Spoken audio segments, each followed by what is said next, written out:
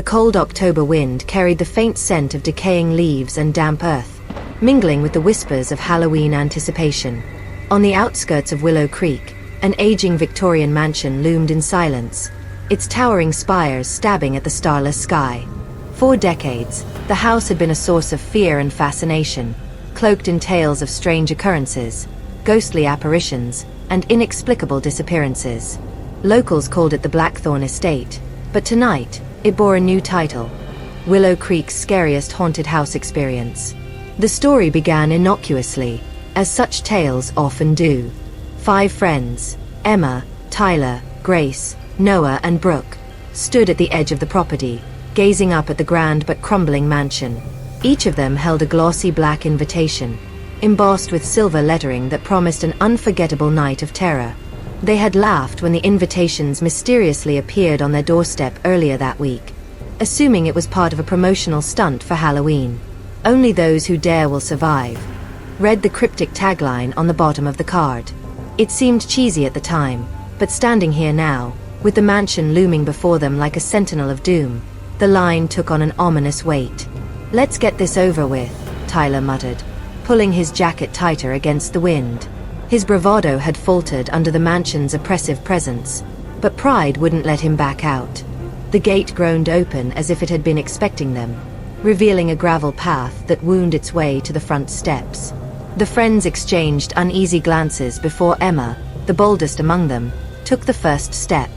"It's just a haunted house," she said, trying to convince herself as much as the others. "What's the worst that could happen?" The front door swung open before they could knock, revealing a cavernous foyer dimly lit by flickering candelabras. Shadows danced across the peeling wallpaper, and the air was heavy with the scent of mildew and something metallic, almost like blood. A voice echoed from somewhere deep inside. "Welcome to the Blackthorn Estate. Enter if you dare." Despite their growing unease, the group stepped inside, the door slamming shut behind them with a deafening finality. The house seemed alive, its creaks and groans whispering secrets that no one wanted to hear. The foyer split into 2 corridors, one leading to the left wing and the other to the right. A grand staircase spiraled upward, its steps veiled in a thick layer of dust. As they debated which direction to take, an antique clock chimed midnight, its sound reverberating through the house like a death knell. A blood-red envelope lay on a nearby table, addressed to the brave souls of Halloween night. Emma picked it up, her fingers trembling slightly, and read aloud: "Welcome to the ultimate haunted house experience. To escape, you must survive 5 challenges. Failure is not an option." "What kind of challenge?"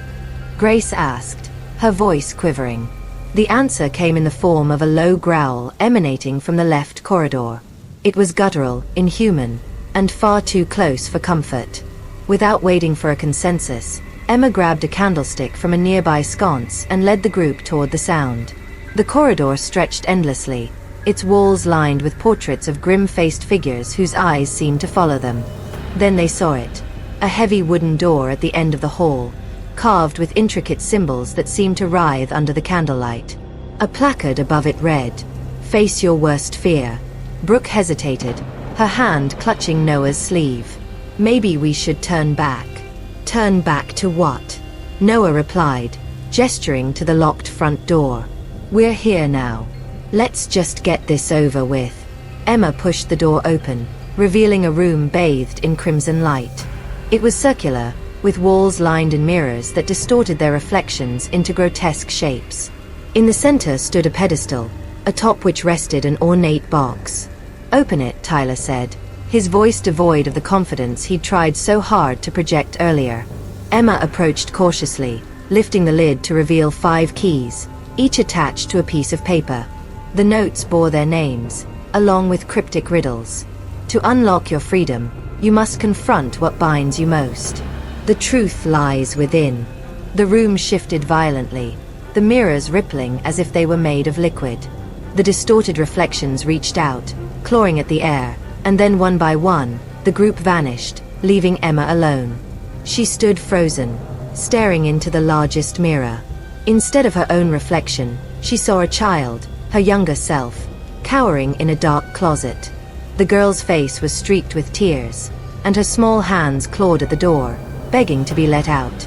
The scene yanked Emma back to a memory she had buried deep, a night she had spent locked in her childhood closet as punishment for breaking a vase. She remembered the suffocating darkness, the scratching of mice behind the walls, and the certainty that something monstrous lurked just beyond her vision. The mirror shattered, and the room plunged into total darkness. A voice whispered from all around her, cold and detached.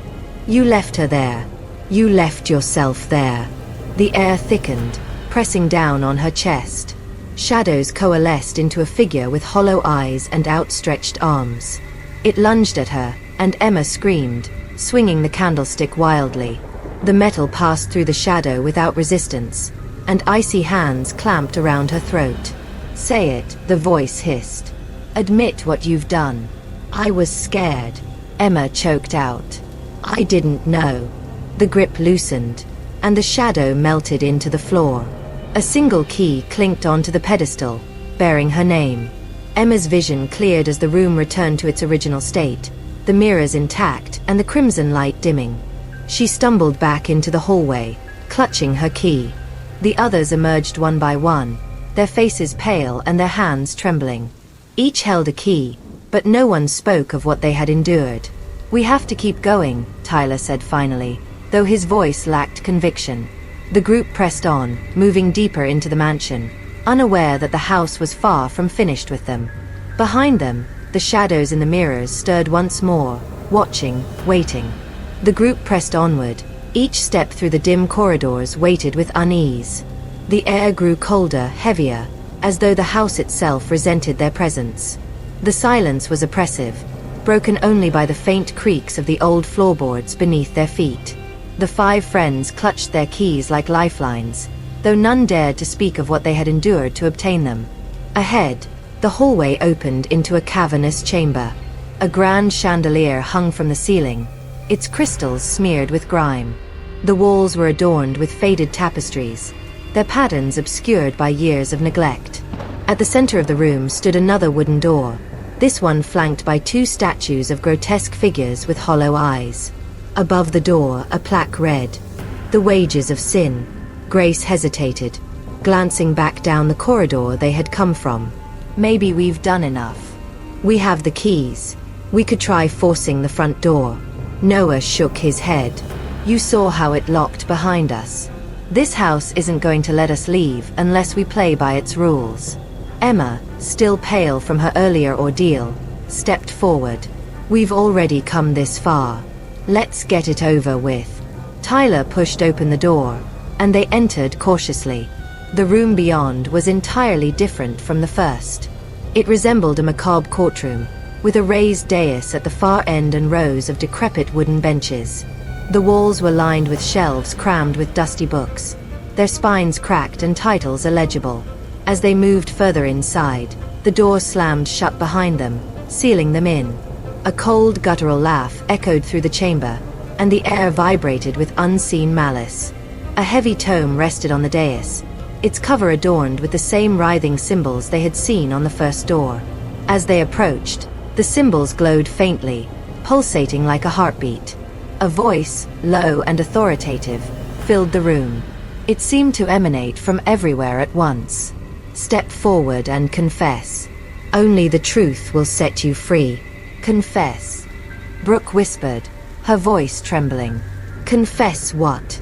As if in response, the shelves lining the walls began to tremble. Books toppled to the floor, pages fluttering open as if caught in a breeze. The air grew colder, and the faint sound of whispers began to fill the room. The friends exchanged panicked glances before Emma, swallowing her fear, stepped forward.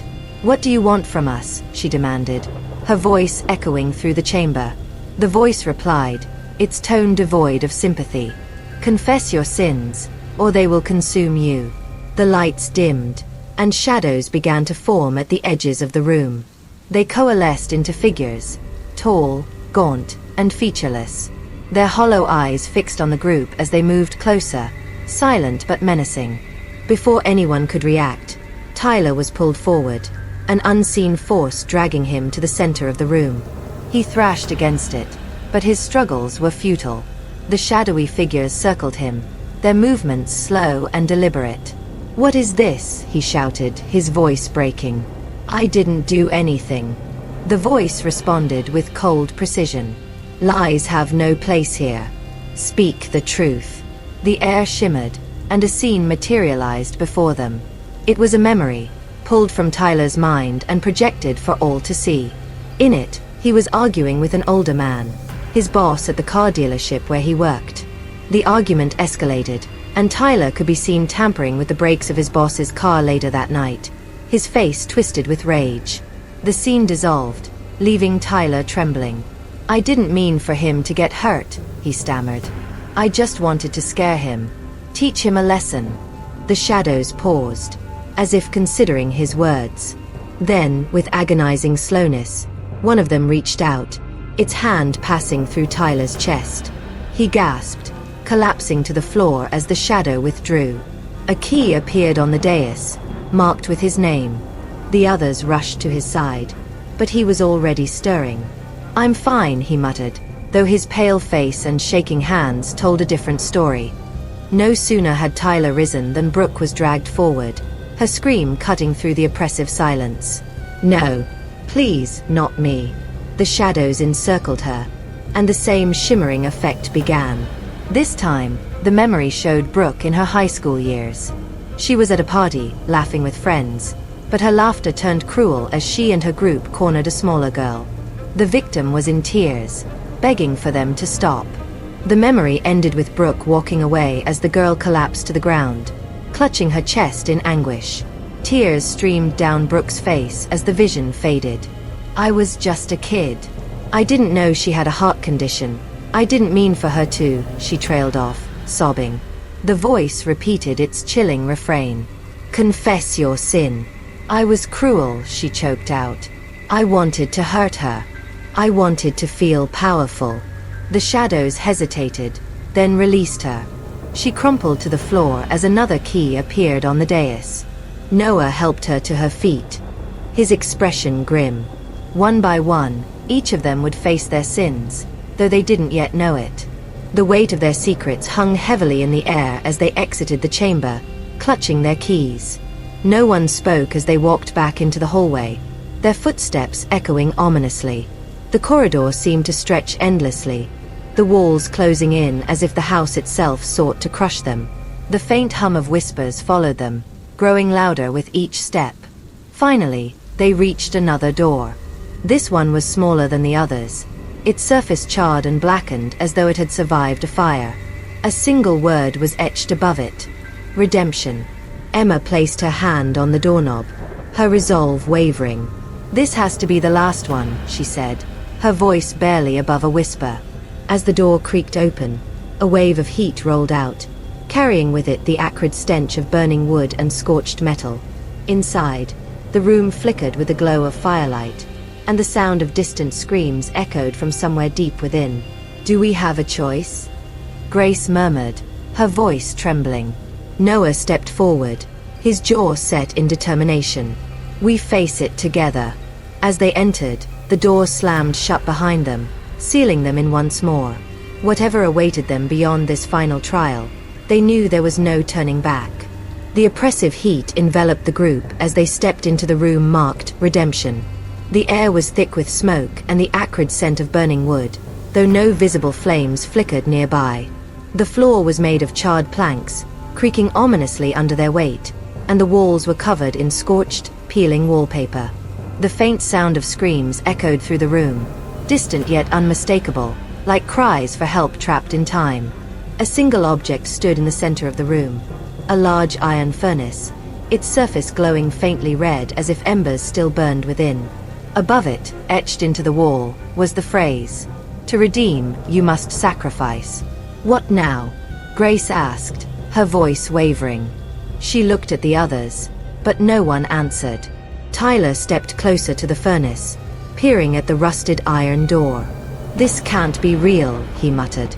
"It's just a trick, right? Part of the haunted house thing." "It hasn't felt like a trick so far," Emma replied, her tone sharp. She rubbed the back of her neck, her eyes darting to the shadows at the edges of the room. This house has been messing with our heads from the start. Whatever this is, it's not normal." As if in response to her words, the furnace roared to life. Flames erupted behind its iron grate, casting flickering shadows on the walls.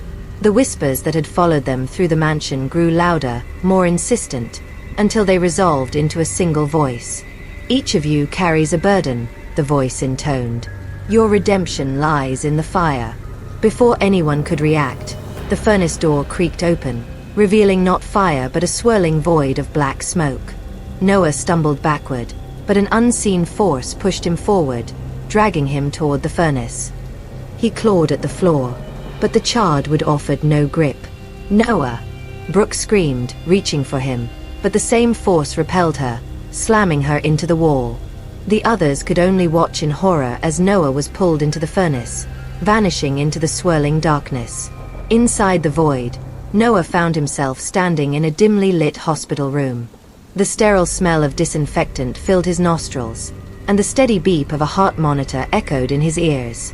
He recognized the room immediately. His father had spent his final days here. The scene shifted, and Noah saw himself sitting by his father's bedside, scrolling through his phone while the older man lay motionless. He remembered that night all too well. The doctors had warned him that his father didn't have much time, but Noah had ignored them, prioritizing his work emails over his father's last moments. The heart monitor flatlined, its piercing tone cutting through the silence. Noah dropped his phone, panic surging through him, but it was too late. His father was gone. The hospital room dissolved, and Noah was back in the furnace room. The flames roared higher, and the voice returned. "Your neglect cost a life. What will you give to make amends?" A small, sharp knife appeared on the floor before him. Noah stared at it, trembling, as the voice spoke again. "A piece of yourself for a piece of forgiveness." Tears streaming down his face, Noah picked up the knife. He pressed it to his palm and made a shallow cut, watching as his blood dripped onto the furnace's iron surface. The flames receded, and Noah collapsed to the floor, clutching his bleeding hand. The others rushed to his side, but he waved them off. "I'm fine," he said hoarsely. "Let's just keep moving." A new key appeared on the furnace, glowing faintly in the dim light. It bore no name, only the symbol of a flame. The furnace roared again, and this time Grace was dragged forward.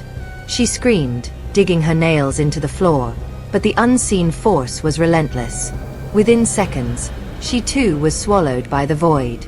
She found herself in a dimly lit apartment, one she recognized as her own from years ago. The scene was painfully familiar. Her ex-boyfriend sat on the couch, a bottle of pills in one hand and a drink in the other. He was crying, pleading with her to stay. "I can't do this without you," he said, his voice breaking. "Please, Grace. I need you." But in the memory, Grace had turned her back on him, her heart hardened by months of manipulation and toxic arguments. She remembered slamming the door behind her as his cries echoed down the hallway. 2 days later, she learned he had taken his own life. The apartment dissolved, replaced by the furnace room. The voice spoke again, colder this time. "You abandoned someone in their time of need. What will you give to show you've changed?" A small vial of clear liquid appeared on the floor, labeled simply, "Tears." Grace knelt, her body trembling. "I'm sorry," she whispered. "I didn't know how to help him." She opened the vial and held it to her face, letting her tears fill it. The moment the liquid reached the brim, the vial vanished, and the flames in the furnace died down. She stumbled back, clutching the key that had appeared in her hand, its surface icy to the touch. She didn't say a word as she rejoined the group. Each of them knew they would face their own trial, but no one spoke as they moved forward. The mansion seemed to shift around them, its walls narrowing, its corridors darkening. The whispers grew louder, mingling with faint cries and distant footsteps. When they reached the next door, they hesitated. This one was simple, unmarked, yet its very plainness was unsettling. It bore no inscriptions, no decorations, only the cold, smooth surface of polished wood. "Whatever's behind this door," Emma said, breaking the silence. "We face it together." The others nodded, though their faces betrayed their fear.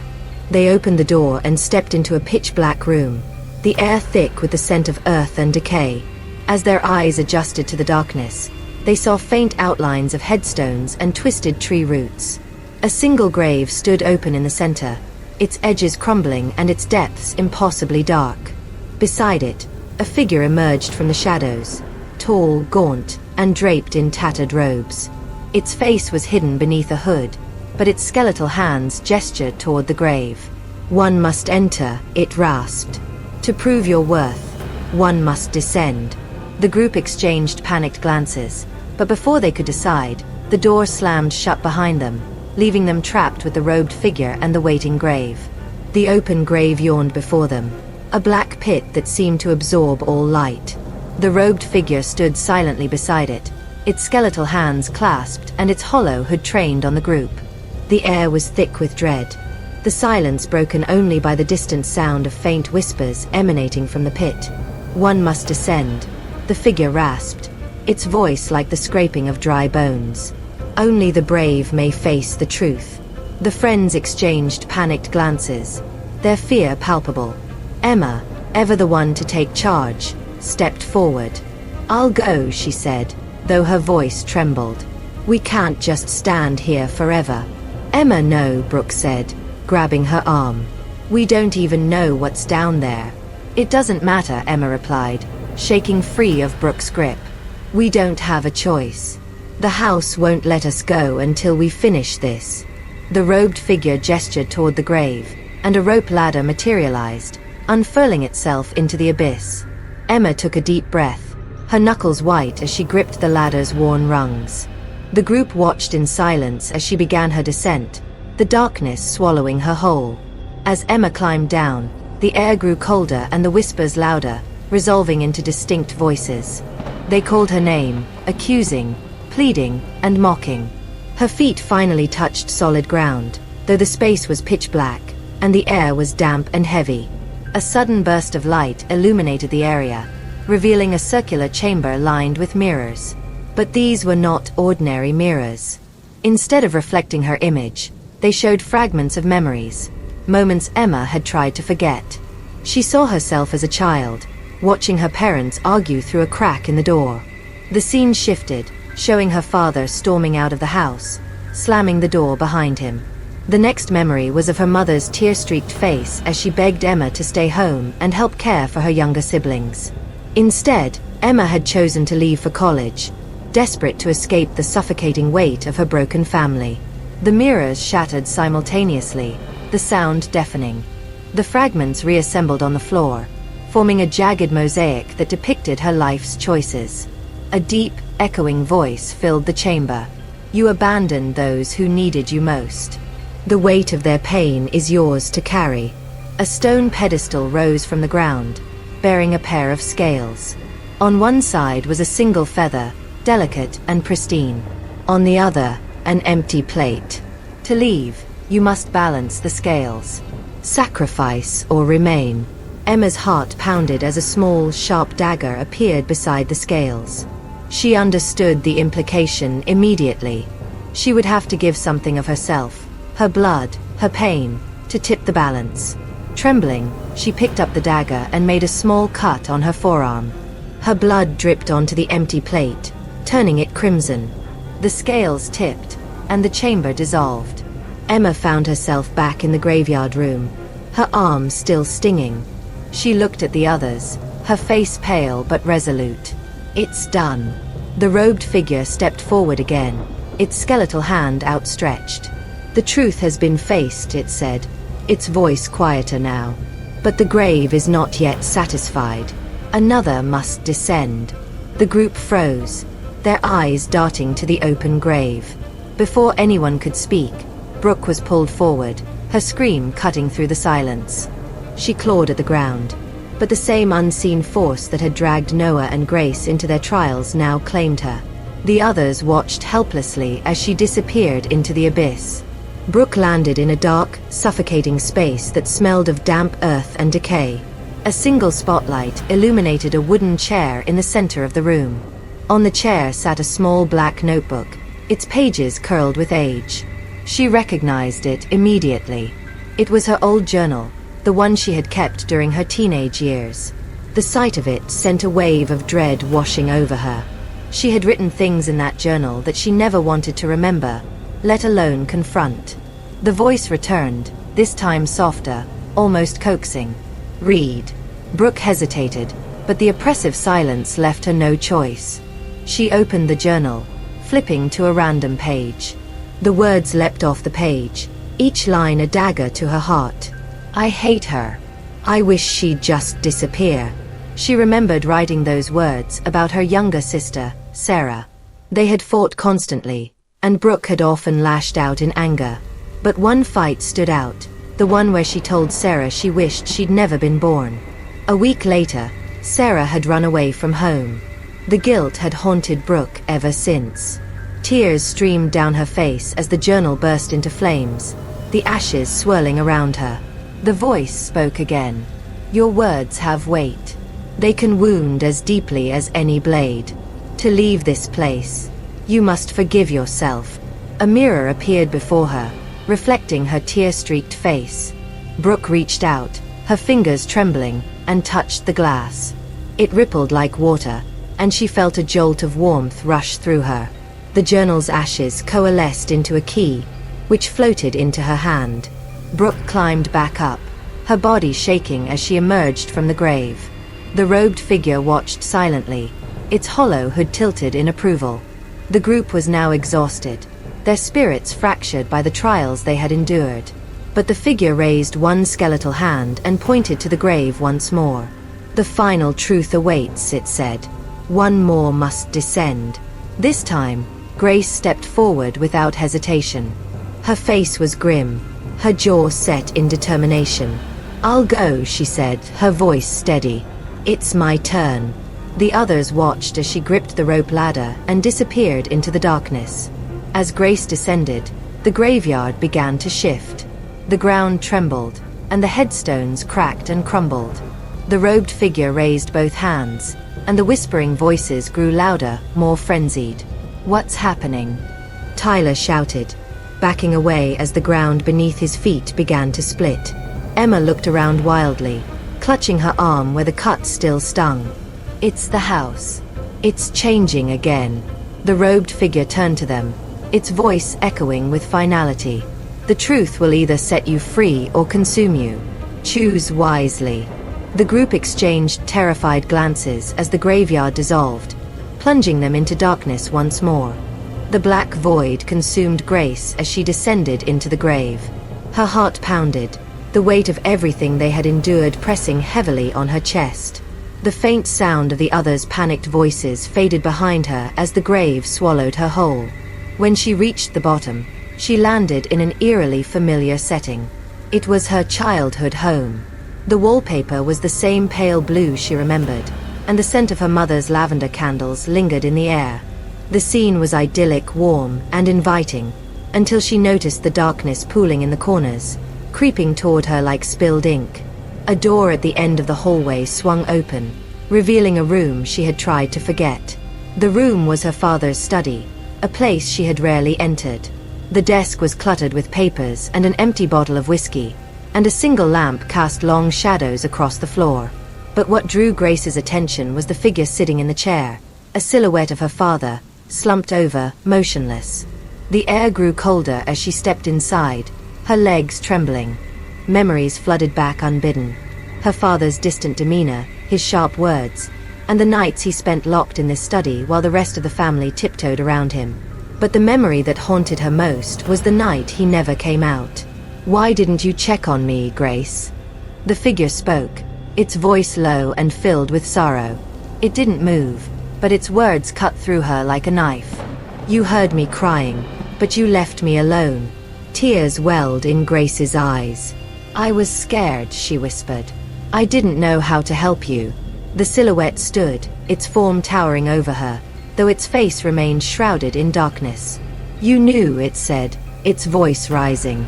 "You knew, and you did nothing." The room darkened, and the walls began to close in. Grace fell to her knees, clutching her head as the shadows closed around her. "I'm sorry," she sobbed. "I was just a kid. I didn't understand." A blinding light erupted from the desk, scattering the shadows. When Grace looked up, the room was empty, save for a single key resting on the chair where the figure had been. It bore her name, etched in delicate script. She reached out and took it, feeling a strange warmth spread through her as the room dissolved around her. Grace emerged from the grave, her face streaked with tears but her expression resolute. The robed figure stepped forward, raising its skeletal hands. "The trials are complete," it said, its hollow voice echoing through the now silent graveyard. "You have faced your truths and paid your price. But the final choice remains." The ground beneath them trembled, and the graveyard shifted once more. The headstones melted into the earth, and the trees dissolved into shadows. The group found themselves standing in the mansion's grand foyer once again, the air thick with an oppressive stillness. On a pedestal in the center of the room rested a large black box, its surface etched with glowing runes. The robed figure gestured to it. "The box holds your freedom," it said. "But freedom comes at a cost." Emma stepped forward cautiously. "What kind of cost?" The figure tilted its head, as though amused. "One must remain. The house requires a keeper, a soul to bear its burdens and ensure its trials continue. Choose among yourselves." The group erupted into protests, their voices overlapping in panic and disbelief. "This is insane," Tyler shouted. "We've done everything you asked. Why can't we all just leave?" "The house was never about escape," the figure replied. "It is about truth. Only by embracing your burdens can the others go free." Emma clenched her fists. "We've faced enough. Isn't that enough for you?" The figure did not respond. Instead, it extended a skeletal hand toward the box. "Choose, or remain together. The choice is yours." A heavy silence fell over the group. Brooke's voice broke it, trembling but resolute. "I'll stay," she said, stepping forward. "It's my fault we're here. If I hadn't convinced you all to come, none of this would have happened." "No," Noah said, shaking his head. "We all chose to come. This isn't on you." He looked at the others, his face pale but determined. "I'll stay. I've already let people down in my life. I won't do it again." "I'm staying," Emma interjected, stepping between them. "I was the one who led us into every challenge. If someone's going to take responsibility, it's me." The argument continued, each of them refusing to let the others take the burden. But as their voices grew louder, Grace stepped forward, her eyes calm and resolute. "Stop," she said softly. "This isn't a debate." The group turned to her, confusion and fear etched on their faces. "I'll stay," Grace said firmly. "I spent my whole life running from my past, from the people I let down. It's time I stop running." "Grace, no," Brooke cried, reaching for her, but Grace shook her head. "I've made my choice," she said, her voice steady. She turned to the robed figure. "Take me." The figure raised its hands, and the room filled with blinding light. When it faded, Grace was gone, and the box had vanished with her. The remaining four stood in stunned silence, the weight of a sacrifice pressing heavily on their hearts. The front door creaked open, revealing the cold October night beyond. The group stepped outside, the fresh air filling their lungs, but it felt hollow. They had escaped, but not without cost. As they walked away from the mansion, the whispers began again, faint but unmistakable. They turned back to see the house's windows glowing faintly, as though it were alive. Inside, Grace stood in the foyer, the robed figure now gone. The house was silent, waiting. She felt the weight of its presence settle over her, but she stood tall, knowing she had made the right choice. The Blackthorn estate had claimed its new keeper. Weeks later, a new set of glossy black invitations appeared on doorsteps around Willow Creek. The silver lettering glimmered under the pale moonlight. "Welcome to the Blackthorn estate. Only those who dare will survive."